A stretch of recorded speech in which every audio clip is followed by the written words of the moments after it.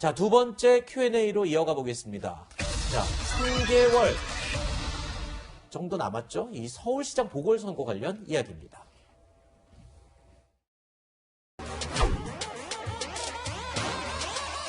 불타오르네. 대한민국 서울의 시민 후보, 야권 단일 후보로 당당히 나서서 정권의 폭주를 멈추는 견인차 역할을 하겠습니다.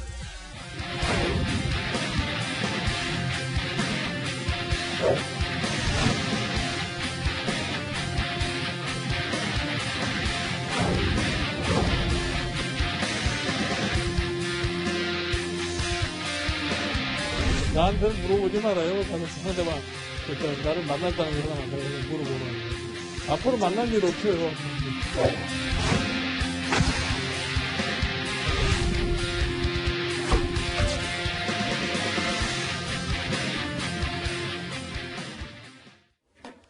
(4월) 서울시장 보궐선거를 앞두고 국민의힘 내부에서 안철수 국민의당 대표와 후보 단일화를 하자, 당대당 통합을 하자 이런 목소리가 연일 흘러나오고 있는데 이에 대해서 김종인 비대위원장이요.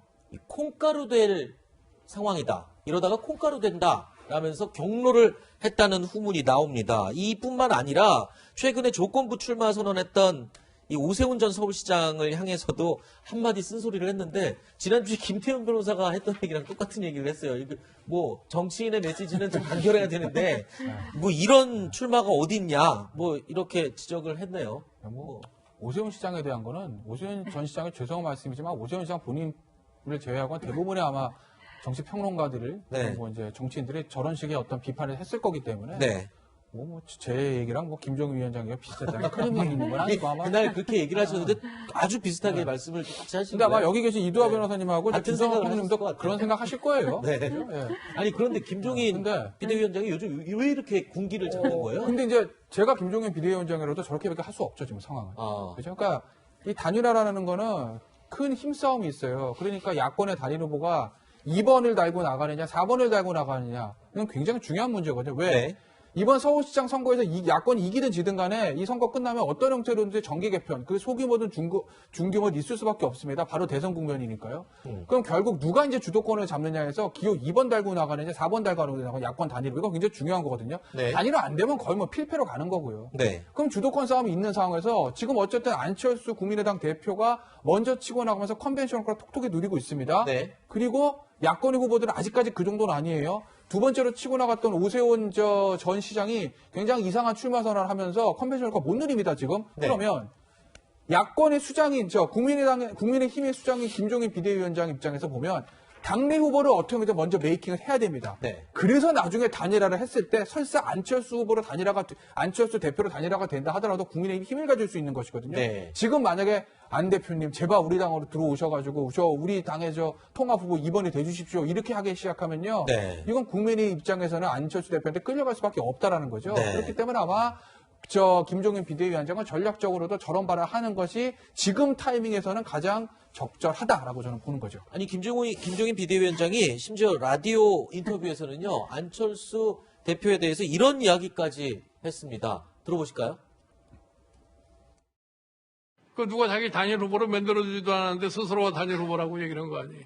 그 양반은 정신적으로 자기가 유일한 야당 단일 후보라고 하는 생각을 하고 있는 거라고. 그거는 도대체가 정치 상식으로 봐서 그건 도대체 말도 안 되는 소리고 인간이 살아가는 과정에 별의 순간은 한 번밖에 안 와요. 그 별의 순간을 제대로 포착하느냐에 따라서 자기가 인생의 국가를 위해서 크게 기여할 수도 있고 못할 수도 있고 그래요.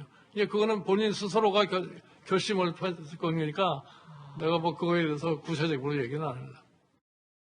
김종인 비대위원장이 왜 저러는지는 아까 김태현 변호사가 좀 설명을 해주셔서 이제 이해가 되는데 아니 이해는 되지만 안철수 대표에 대한 그 입장과 발언이 수위가 굉장히 높아요. 아니 왜 저렇게 미워한다고 얘기를 해야 되는 건가요? 견제를 해야 된다고 해야 되는 건가요? 좀 미워하는 그런 개인적인 감정에 관한 문제는 아닐 것 같고요. 안철수 대표를 알잖아요. 네. 한때 멘토였기도 했고요. 그렇죠. 안철수 대표가 과연 정치를 할 수 있을 정도의 인물인가 이 부분에 대해서는 약간 좀 회의가 있는 거 아닌가 한편으로 그런 생각이 들고요. 또 다른 한 축으로서는 지금 당을 이끌고 있는 입장이잖아요. 네네. 안철수 대표하고 계속 단일화 얘기를 합니다. 네. 나중에 가서 단일화 안 하면 어떻게 되는 거예요? 그렇죠. 국민의힘 후보는 그냥 사라지는 거예요. 그렇네요. 그렇지 않겠습니까? 안철수 대세론만 국민의힘에서 만들어주고 국민의힘 네. 후보는 존재감이 없어지는 거예요. 네. 근데 왜 자꾸 안철수 대표한테 끌려가느냐는 거죠. 아하. 그러니까 안철수 대표 끌어들이기 위해서 당대당 통합하고 뭐 선통합 푸 단일화하자 뭐 각종 얘기들이 당에서 쏟아져 나오는데 네. 그 조급증 버리면 앞서 말씀하셨던 것처럼 김종인 비대위원장 믿고 조금만 더 뭐 2만 3천라는 얘기도 나오잖아요. 네. 좀 시기 좀 지켜보고 난 다음에 판단해도 늦지 않고 지지율 네. 어떻게 움직이는지 좀 봐도 되고 네. 안철수 대표 입장에서는 사실 혼자서 지금 마라톤 뛰는 거나 마찬가지이기 때문에 네. 1등도 1등이고 꼴찌도 1등인데 국민의힘에서 적극적으로 후보 만들면 그런 경쟁구도 만들 수도 있잖아요. 네. 그것 자체를 포기하는 건 굉장히 무책임하다고 생각하는 거예요. 김정인 네. 위원장 볼 땐. 김정인 위원장이요, 3자 구도로 가더라도 뭐 승산은 충분히 있다, 이런 말도 했습니다. 들어보실까요? 나는 이 정당 통합이라는 거는 있을 수도 없는 일이에요. 누가 그런 얘기를 했는지 모르지만 나는 그건 뭐 저는 상상을 하지 못하는 상황이기 때문에 더 이상 거기에 대해서 거론할 필요가 없어요. 3자 구도에서 승리 가능하다고 보시면 나는 승리할 수 있다고 생각을 해요. 네. 승리 가능하답니다. 3자 구도도 자신 있다고 얘기를 하는데. 그러면서 사실 예를 드신 게 네. 이제 그 비대위 회의 안에서 저기 뭐 인터뷰나 이런 데서 말씀을 안 하셨는데 비대위 회의에서는 1995년에 이제 1회 그 지방선거 서울시장 선거 얘기를 네. 하신 거예요. 그러니까 조순 시장 나오고 뭐 박찬종 전 의원 나오시고 뭐 정원식 그죠 네. 전 총리 나왔을 때 이게 3자 구도로 가서 이렇게 됐다 야당이 됐다 네, 이거죠. 근데 사실은 박찬종 전 의원이 이제 무소속으로 돌풍을 일으켰는데 이제 지지율이 좀 빠지고 그리고 또 이분은 보수적으로 평가를 받아서 오히려 그 정원식 여당 후보의 표를 가져갔기 때문에 네. 이게 과연 지금 우리와 똑같은 지금 원래 이제 3자 구도로 갔을 때와 똑같은지는 또 의문을 제기하는 사람도 있어요. 그러니까 네. 김종인 위원장이 드신 예에 승복을 못하는 사람도 있는데 이런 데 대해서 여러 가지 고민이 있는 것 같아요. 그러니까 김종인 위원장께서 네. 두 분이 말씀하신 것처럼 아니 제1야당이 이렇게 존재감이 없어서야 되냐. 최창집 교수가 비판하는 것처럼 여당만 존재하고 제1야당은 정당 체제를 못 갖췄다. 이런 모습으로 우리가 보이는 거다. 야당이 네. 후보조차 못 내면. 이게 대선 전초전인데 그리고 이제 서울과 부산시장인데 서울시장 후보를 못 내면 우리가 존립 기반이 없어진다. 이렇게 생각을 하시는 것도 강할 텐데 네. 또 이제 3자 구도 얘기를 하시거나 다른 때 말씀하시는 걸 보면 외부에서 후보를 영입해 와서 그 사람을 뭐 3월에 이제 단일화 얘기를 할 수 있고 이런 구도도 말씀을 네네네. 하세요. 근데 이제 이런 부분에 대해서는 또 동의를 못하는 사람들도 있기 때문에 여러 가지 이제 당 내에서 논란이 있기는 한데요. 근데 이거는 저는 뭐 보기에는 지금 불편할 수는 있지만 네.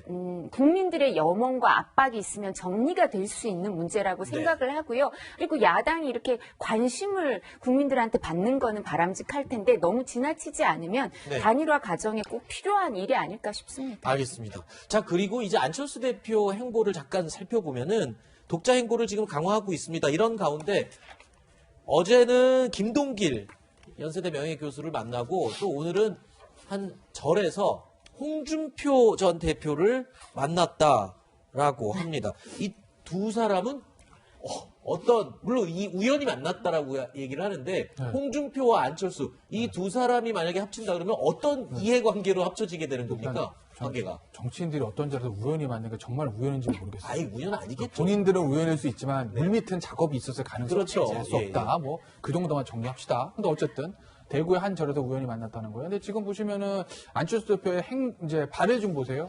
홍준표 대표 만났어요. 그다음에 김동길 명예교수 만났어요. 굳이 이제 이념적 좌표로 얘기하면 저거 오른쪽에 계신 분들을 만난 거예요. 그러니까 안철수 대표 입장에서 보면 이런 생각이겠죠. 아무래도 국민의힘에 있는 다른 후보들 비해서 안철수 대표는 그래도 좀 중도적 이미지가 좀 강합니다. 네. 보수적 이미지가 다른 국민의힘 야권 단일화 경쟁자보다 좀 약한 편이에요. 네. 그럼 안철수 후보 입장에서 보면 본선은 본선이고 그 전에 야권 단일화하기 위해서는 그래도 약간 보수적인 색채가 있는 어떤 유권자들한테 좀 소구할 필요 있지 않겠습니까? 네. 그래서 지금 약간 이제 오른쪽에 계신 분들을 만나고 있는 거 아닌가 뭐 그렇게 보는 것 같고. 네. 근데 하나 저 굉장히 저는 놀라운 건 네. 지난 대선 때만 해도 저 대선 TV 토론 보고 홍준표 대표가 후보가 당시 안철수 후보 굉장히 공격했던 것 같은데 이번에 뭐 그건 저희가 준비하는데 잠깐 들어보실래요? 네. 한번 보시죠. PD님, 그거 좀 틀어주세요. 예. 그, 지난 대선 네. TV 토론에서 있던 장면인데요. 홍준표 후보 사퇴해야 합니다. 정말 열거할 수 없을 정도로 많습니다만 홍준표 후보 사퇴해야 합니다. 사퇴하셔야 된다는 그 입장에는 변함이 없습니다. 그래서 보지 않고 저는 카메라 보고 국민께 말씀을 드립니다. 그 다음 토론 때도 안철수 후보한테는 더 이상 물어볼 게 없어요. 뭐 보니까 어린애처럼 투정이나 부리고 그러니까 어떻게 대통령이 되겠다는 사람이. 네, 저렇게까지 서로 얘기했던 두 분이 지금 절에서 만났다고 하는데 어떤 이야기가 또 어떤 시너지가 날지 굉장히 궁금합니다. 좀 지켜보겠습니다. 김수환 평론가님은 일이 있으셔서 여기서 가셔야 된다고 네. 얘기를 들었습니다. 오늘 여기서 인사드리겠습니다. 네. 고맙습니다.